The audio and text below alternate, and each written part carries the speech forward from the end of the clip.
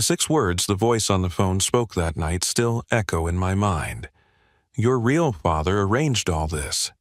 Standing in that empty diner at 2 a.m., holding $45 million in bearer bonds, I finally understood why my stepfather Vernon had hated me for 18 years.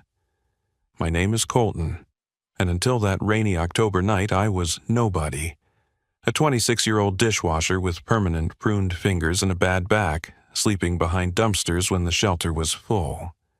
The kind of person you pass on the street without making eye contact. But sometimes God hides His biggest miracles in the smallest moments, and mine came in the form of a forgotten briefcase under booth 7 at Mel's Diner. Vernon Brackley married my mother Diane when I was 8 years old. From day one, he looked at me like I was something he'd scrape off his shoe. That boy ain't mine, he'd tell anyone who'd listen, usually after his 3rd beer.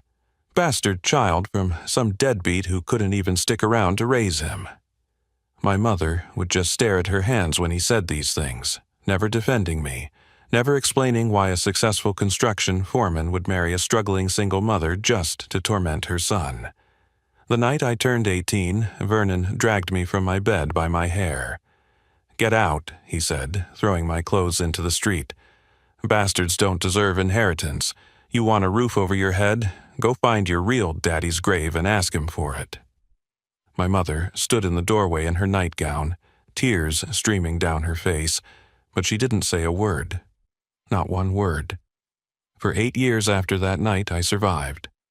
Not lived, just survived. Washing dishes at Mel's Diner, eating leftover food customers didn't finish, showering at the gym until my membership ran out, then using gas station bathrooms and rainwater. I became invisible, the kind of person society pretends doesn't exist. But I stayed honest. Never stole, never begged, never gave up the belief that somehow, someday, life would make sense. Then came that October night when an elderly man in an expensive suit sat in booth 7 for 2 hours, nursing a single cup of coffee and checking his watch like he was waiting for someone who never came. He left quietly, almost stumbling in his hurry, forgetting the leather briefcase that would reveal the truth about everything. Who my father really was, why Vernon hated me, and why my suffering had been orchestrated by a man who wanted me dead before I was even born. What would you do if you opened a briefcase and found $45 million in bearer bonds with your name on a letter that said, "You've passed the test"? Would you take it? Call the police? Run? I did none of those things. I sat down in that empty diner and waited for the phone inside to ring, because deep down, I'd been waiting my whole life for someone to tell me I was worth something. I just never imagined the answer would come from a ghost and destroy the only family I'd ever known. This is the story of how I learned that Vernon Brackley murdered my father when I was 6 months old, stole his wife, but not his fortune, and spent 18 years punishing me for having my real father's eyes. It's about how a dying billionaire named Randolph Winters kept a promise to his murdered business partner by testing whether poverty had broken my spirit or revealed my character. And it's about those 6 words that changed everything, proving that sometimes the people who call you worthless are just afraid you'll discover how valuable you really are. I'd been washing dishes at Mel's Diner for 3 years, my hands permanently wrinkled from the hot water and harsh soap. Every night, I'd scrub plates until my back ached, then walk to the homeless shelter if they had beds, or find a warm doorway if they didn't. This was my life at 26. Not exactly the American dream my mother once promised me when she tucked me into bed as a little boy. The night everything changed started like any other. October rain hammered the windows while I worked through mountains of greasy plates in the back kitchen. The industrial dishwasher roared like a beast, steam rising up and making my face slick with sweat. My manager, Hector, kept the radio on, playing oldies that reminded me of better times, before Vernon married my mother when I was 8, before he convinced her I was nothing but a burden eating their food and breathing their air. "Colton, you're a good kid," Hector said that night, leaning against the doorframe watching me work. He was smoking, even though it was against regulations, but at 2 in the morning, nobody cared about rules. Reminds me of myself 30 years ago. Keep your head up, Maiho. He didn't know I'd been sleeping behind the dumpster for the past week after getting kicked out of the shelter for defending an old man named Walter from thieves. 3 younger guys had cornered Walter, trying to steal his veteran's benefit check. I stepped in and took a beating for it, but Walter kept his money. The shelter had a zero-tolerance policy for violence, even the protective kind. So back to the streets I went. "Thanks, Hector," I said, loading another rack of dishes, just trying to make it through another shift. "You do more than that," he said, stubbing out his cigarette. "You show up on time, never complain, never steal food like the others think I don't notice. That means something." The diner was nearly empty that night, just one customer in the corner booth, booth 7 by the window. He was a well-dressed man in his 70s, wearing a charcoal suit that probably cost more than I'd make in 5 years. His silver hair was perfectly styled despite the rain, and he had the kind of posture that spoke of military service or old money upbringing. He'd been nursing the same cup of coffee for 2 hours, occasionally checking an expensive gold watch and looking at the door like he was waiting for someone important. "Strange night for a meeting," Hector observed. "Guy's been here since midnight. Ordered 1 coffee and left a $100 tip."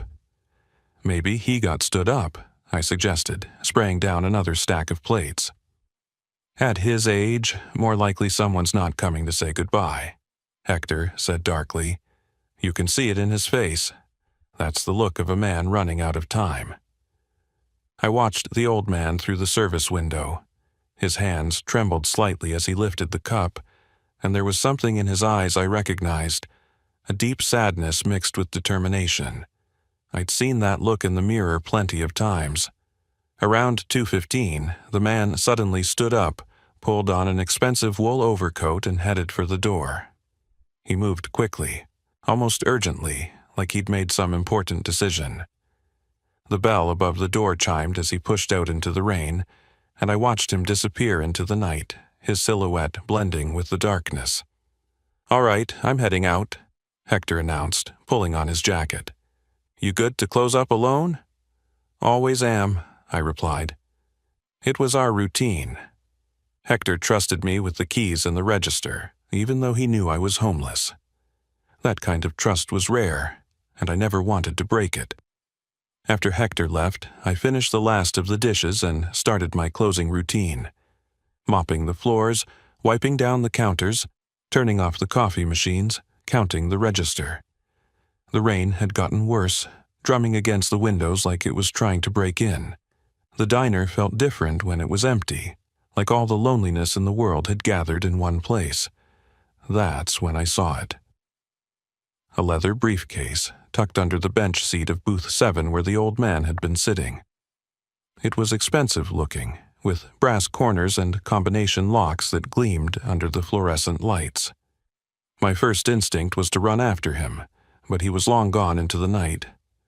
My second instinct was to call Hector, but I knew he was probably already home, and his phone would wake up his sick daughter.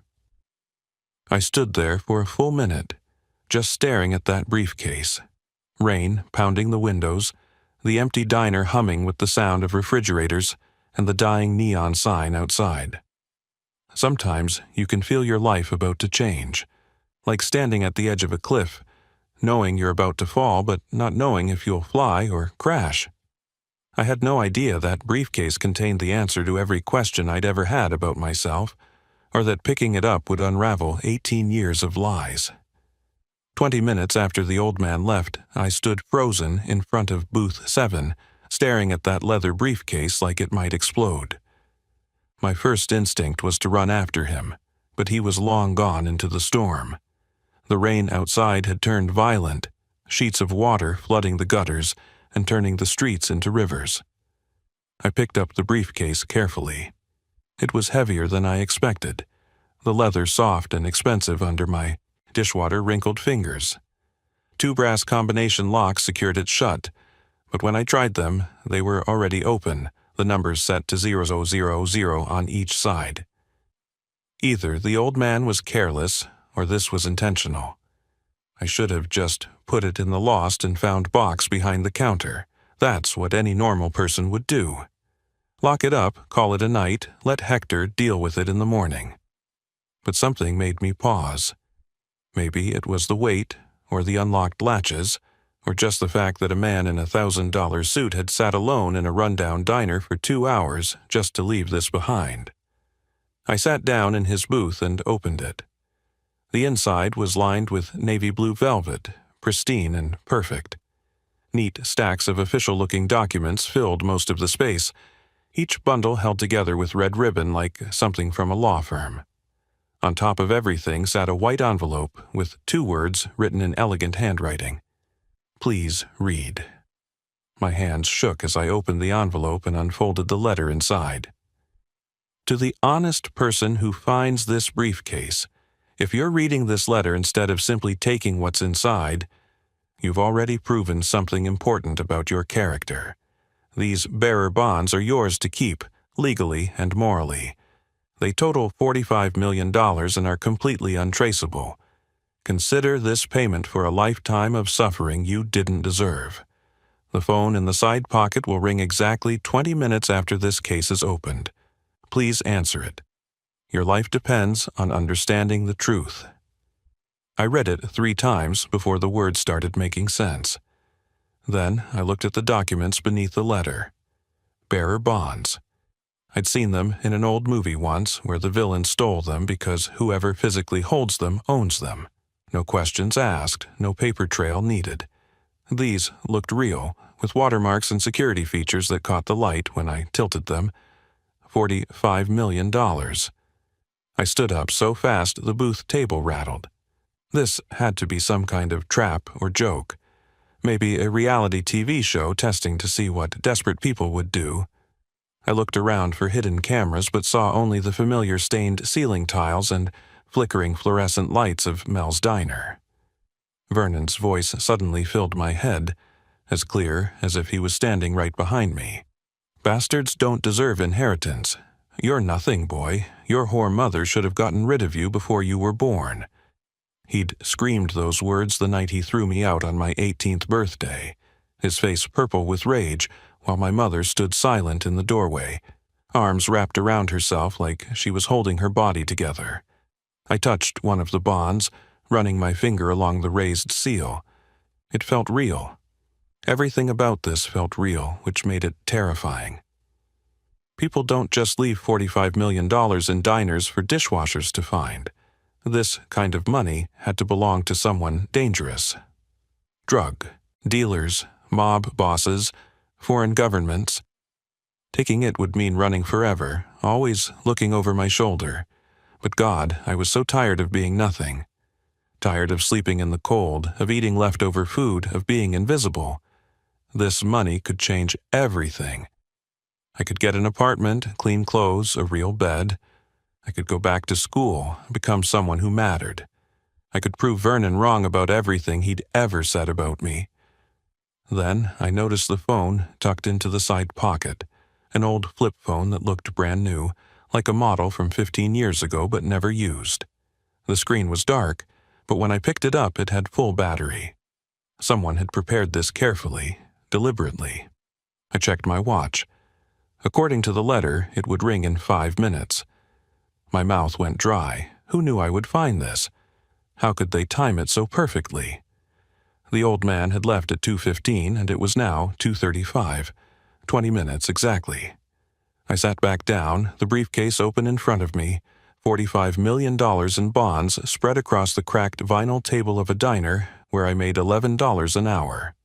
The phone sat in my palm, silent and waiting.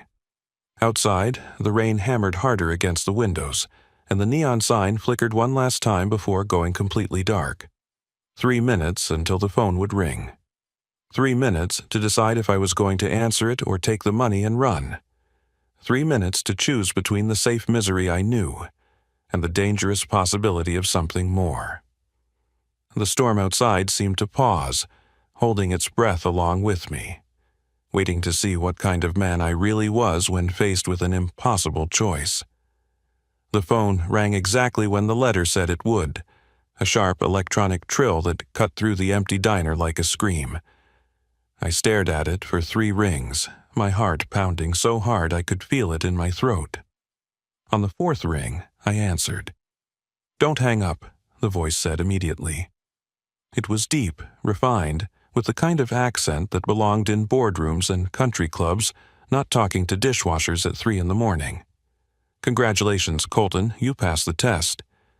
Hearing my name made my blood freeze. "What test? Who is this? How do you know my name?" "The test of character your stepfather failed 20 years ago. Please, sit down if you're not already. What I'm about to tell you will be difficult to hear." "I'm sitting," I lied, actually pacing around the empty diner, my free hand gripping the counter for support. "Are you the man who was here tonight? The one in booth 7? "Yes. My name is Randolph Winters, though that won't mean anything to you yet. I've been watching you for a very long time, Colton. The briefcase, the bonds, everything inside is real, and it all belongs to you." "This is insane," I said, my voice cracking like I was 13 again, facing Vernon's rage.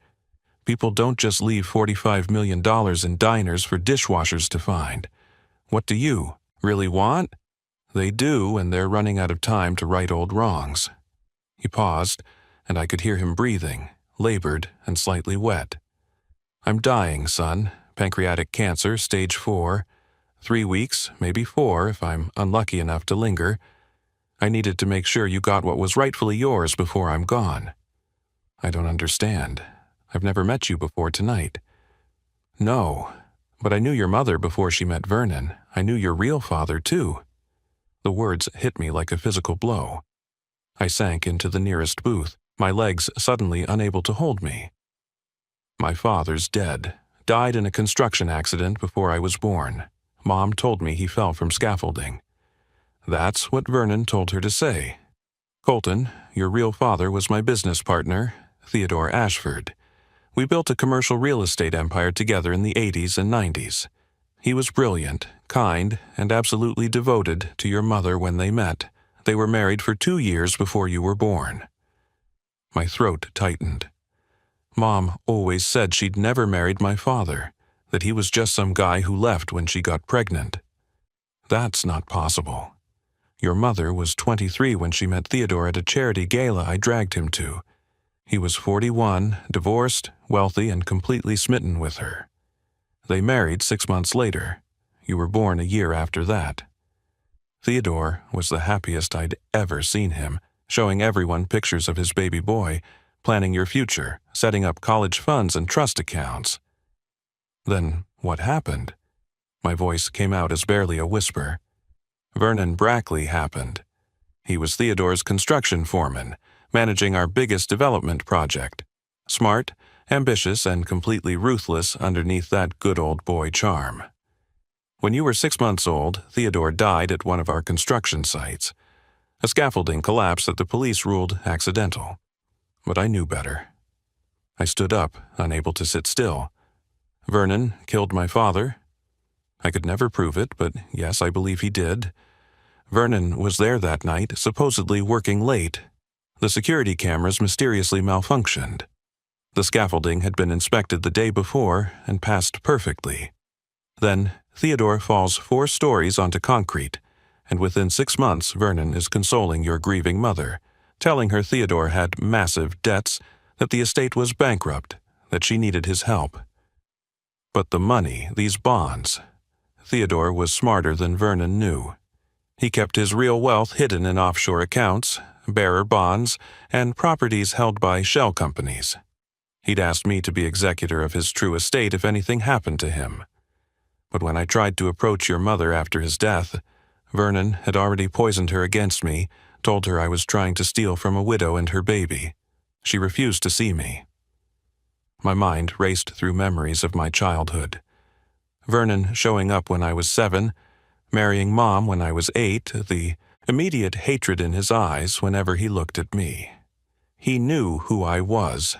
He knew I was Theodore's son. He found out after they married. Your mother let it slip one night after too much wine. That's when the abuse started, wasn't it?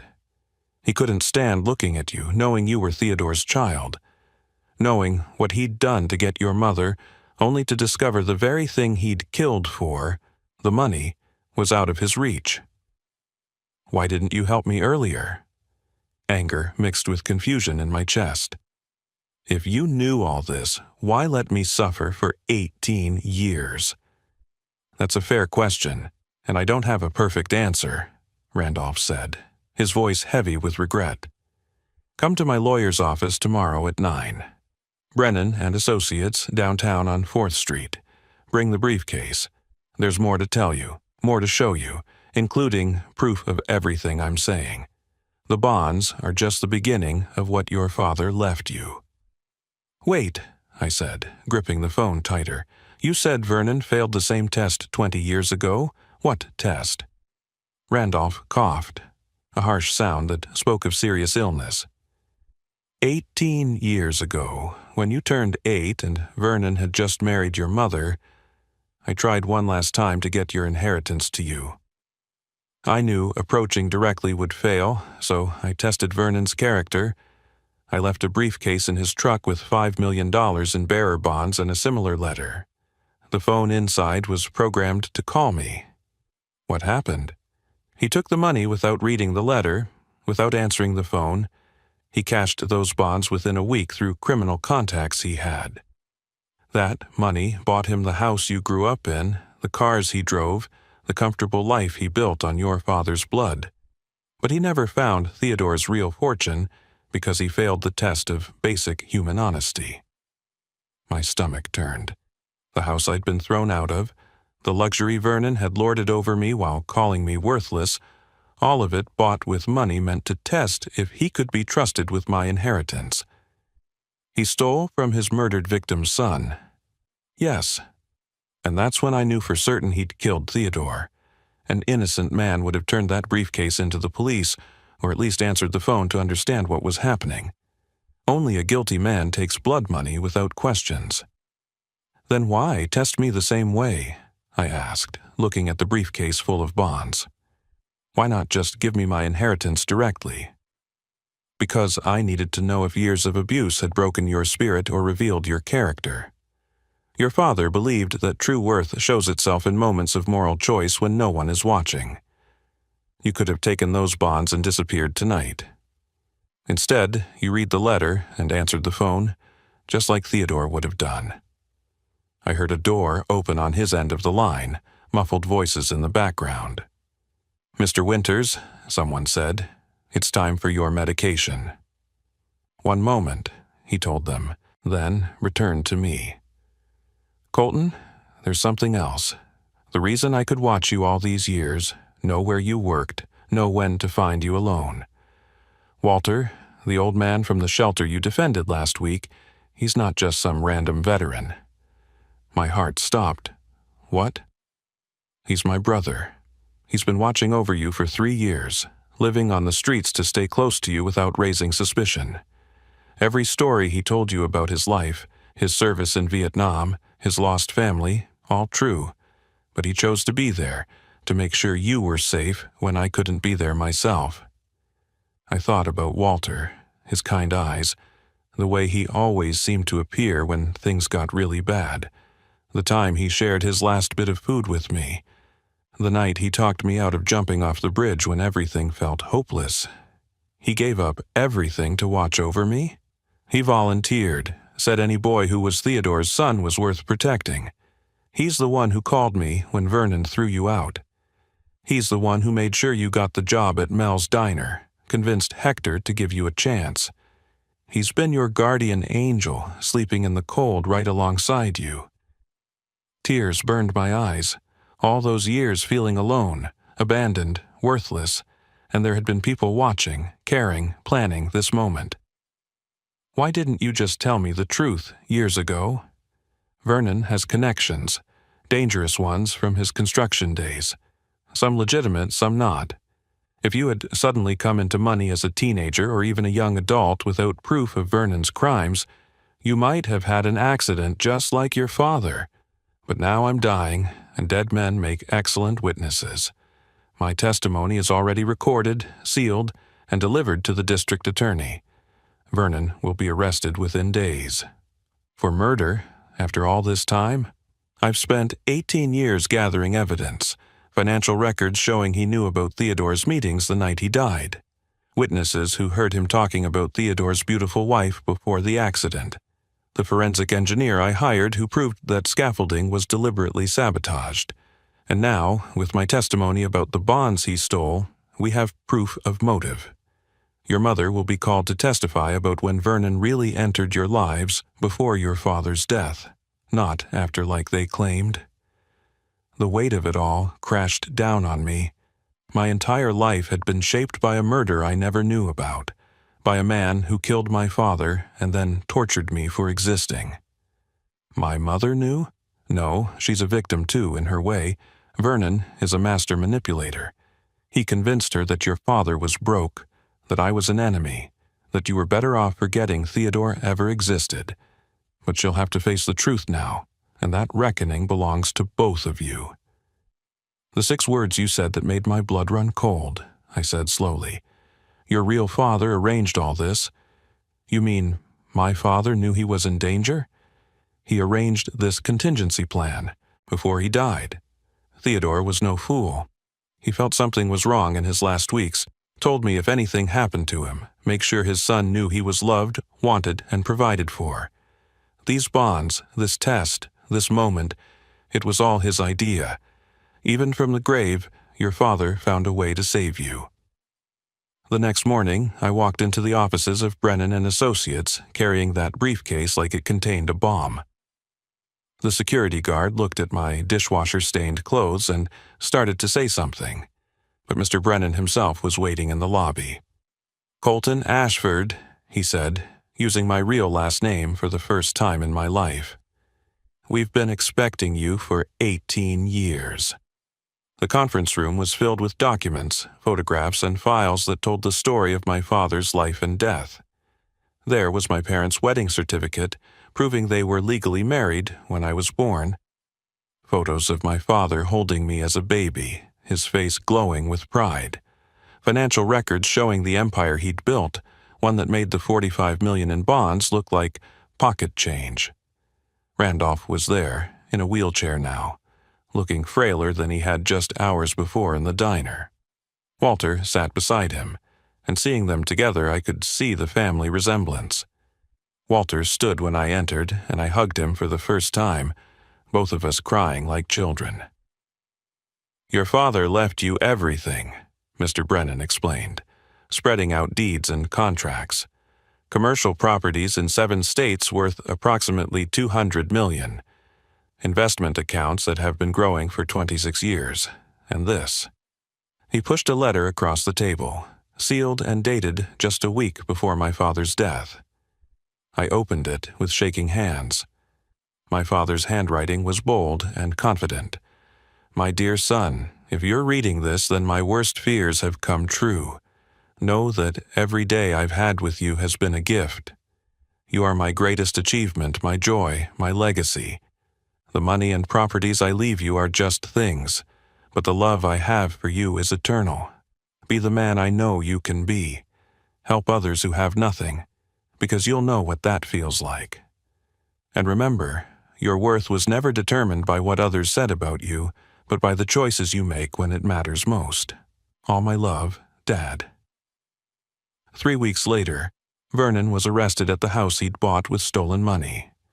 The news crews filmed him being dragged out in handcuffs, screaming that I was setting him up, that I was nothing but a bastard who didn't deserve anything. My mother stood in the doorway, looking smaller than I'd ever seen her, finally understanding the monster she'd married. I paid for Vernon's prosecution, the best forensic experts money could buy. The trial took 8 months, but the verdict was unanimous. Guilty of murder in the 1st degree. Life without parole. As they led him away, he looked at me with such hatred that the bailiffs stepped closer. But I felt nothing. He was already a ghost to me. My mother came to see me after the trial. I'm sorry, was all she could manage at first. We sat in silence for a long time before she spoke again. I loved your father. Theodore was everything Vernon pretended to be. Kind, generous, patient. When Vernon told me Theodore had died broke, that you and I would starve without his help, I believed him.